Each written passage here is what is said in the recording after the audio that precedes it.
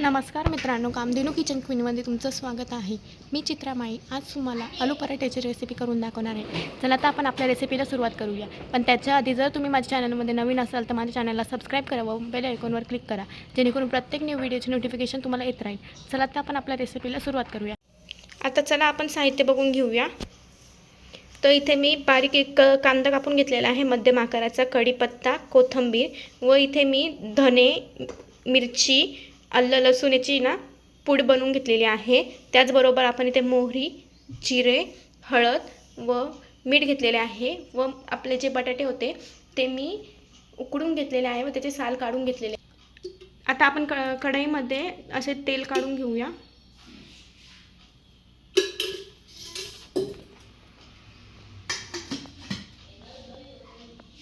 आता गरम तेलामध्ये मी जिरे टाकले आहेत. आता आपण त्याच्यात मोहरी टाकून घेऊया. त्याचबरोबर आता आपण याच्यामध्ये कढीपत्ता टाकून घेऊया व कांदा देखील परतून घेऊया.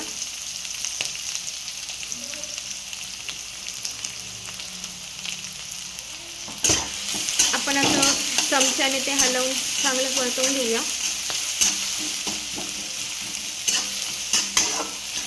आता आपण त्याच्यात ती आपण पूड बनवून घेतली होती ना ती टाकूया.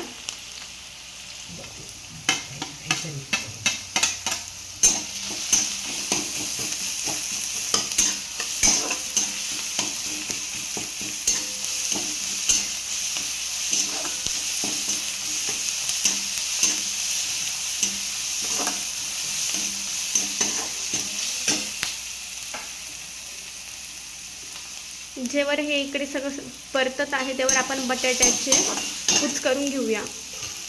इथे आपलं जे आहे ते परतून झालेलं आहे व त्यात आपले बटाटे देखील आता कुच करून झालेले आहे. आता आपण हे परतवलेलं कांदा त्याच्यामध्ये एक अशी छोटा चमचा हळद टाकून घेऊया व त्याचबरोबर कोथिंबीर टाकून घेऊया व लगेचच आपले जे कुस्करलेले बटाटे होते ते टाकून घेऊया.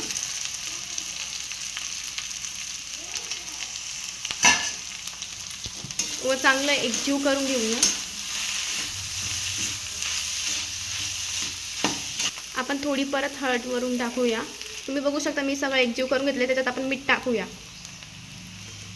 आपण इथे चवीनुसार मीठ टाकून घेता.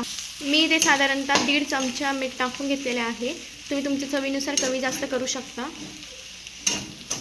व ते सगळं एकदम एकजीव किंवा मिक्स करून घेत आहे. व त्याचबरोबर आपण ॲडिशनल टेस्ट म्हणून त्याच्यामध्ये मॅगी मसाला टाकत आहोत. मॅगी मसाल्याने त्याला एक वेगळीच चटपटीत आणि छान टेस्ट येते, जी लहान मुलांना फार आवडते.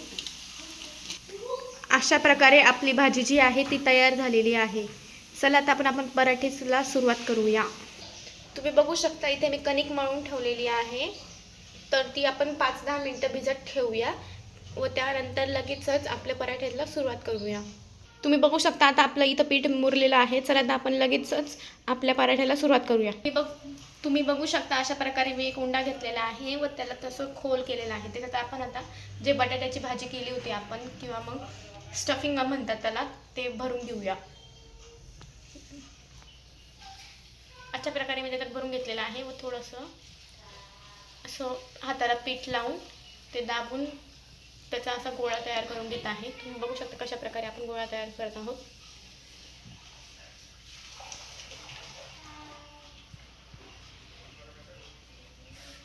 तुम्ही बघू शकता अशा प्रकारे आता आपला गोळा तयार होऊन मी लगेच लाटायला घेतला आहे.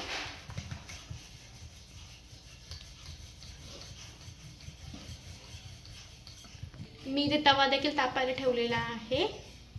तेव्हा आपला तवा तापत आहे तेव्हा आपल्या इकडे लाटून देखील झालेला आहे. मी अशा प्रकारे ते तव्यावर टाकून घेतलेले आहे. आता चला तर आपण त्याला भाजून घेऊया. तुम्ही बघू शकता अशा प्रकारे मी त्याला भाजून घेत आहे. ऑलमोस्ट आपला जो पराठा आहे तो रेडी झालेला आहे. अशा प्रकारे आपला गरमागरम आलू पराठा तयार झालेला आहे. त्याच्यासोबत टोमॅटो सॉस किंवा दही हे सगळं टाकून आपण त्याला खाऊ शकतो. अशा प्रकारे आपले आलू पराठे तयार झाले आहे. तुम्हाला ही रेसिपी कशी वाटली ती मला नक्कीच कमेंट करून सांगा. आता आपण भेटूया पुढच्या व्हिडिओमध्ये, पुढच्या रेसिपीमध्ये. तोपर्यंत टाटा, बाय बाय.